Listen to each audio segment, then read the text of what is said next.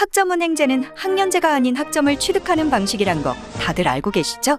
게다가 교육부에서 주관하고 있는 학위 과정이라 믿고 진행할 수 있는데요.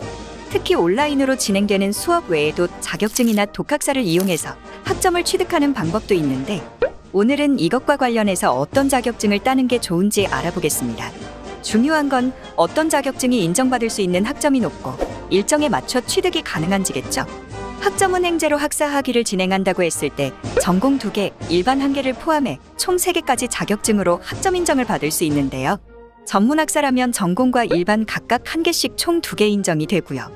학점은행제 온라인 수업을 통해 학위 취득 과정을 진행하는 학생들이 기간을 단축하기 위해 가장 많이 취득하는 자격증의 경우 대부분 시험 날짜가 많고 난이도에 비해 학점 반영이 많이 되기 때문입니다. 자, 그럼 지금부터 학점 인정 추천하는 자격증에 대해 알아보겠습니다. 첫 번째는 매경 테스트와 태셋 2급입니다. 둘 다 18학점 취득이 가능한 경제 관련 자격증인데 매일경제에서 실시하는 매경 테스트는 경제, 경영에 대한 기초 개념 지식, 그리고 응용력, 전략적 사고를 입체적으로 측정하는 시험입니다. 경제와 경영 2과목으로 총 40문항, 객관식으로 치러지고요.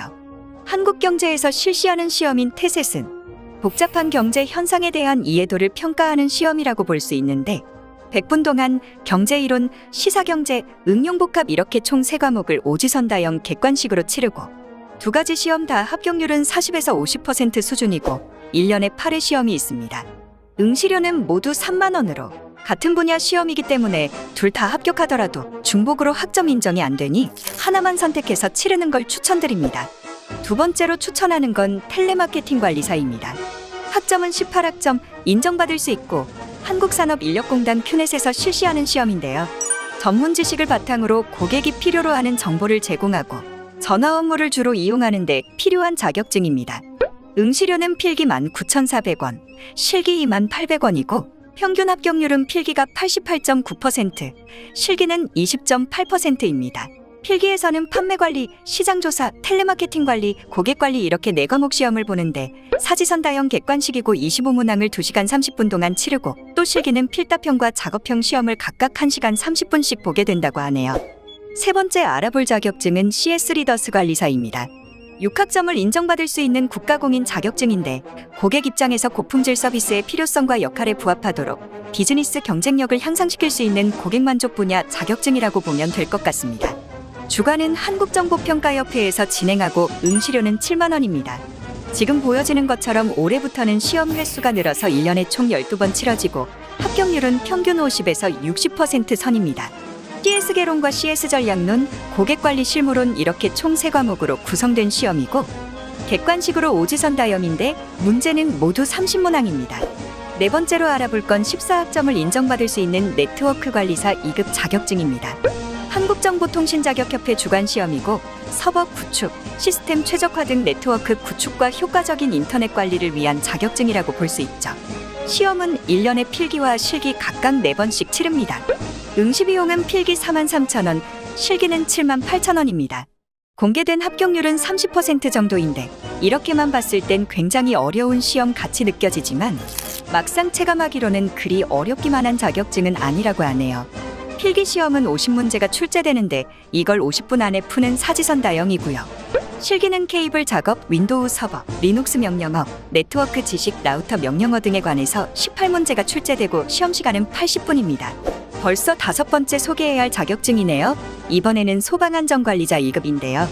원래 20학점 인정받던 자격증인데 2020년 12월부터 변경되면서 이제 8학점만 인정받을 수 있습니다. 물론 그 이전에 취득한 분들이라면 그대로 20학점 인정을 받을 수 있고 한국소방원이 주관하고 있는데 민간 소방 일선에 있는 관리자들이 일정한 자격을 갖추고 재난이나 화재에 효과적으로 대응할 수 있도록 하기 위해 만든 자격증이라고 볼 수 있어요. 한국소방안전원에서 실시하는 강습교육을 받으면 누구나 취득 가능한데 강습교육 후 시험을 치르고 나면 30분 안에 합격 여부가 판가름 난다고 해요. 문항은 1, 2과목이 각각 25문항씩 총 50문항이고 시험 시간은 60분 동안입니다. 강습과 실무교육 신청은 선착순으로 이뤄지고 있어서 경쟁이 엄청 치열하다고 합니다. 어떤 때는 1분 만에 마감되기도 할 정도라고 하네요.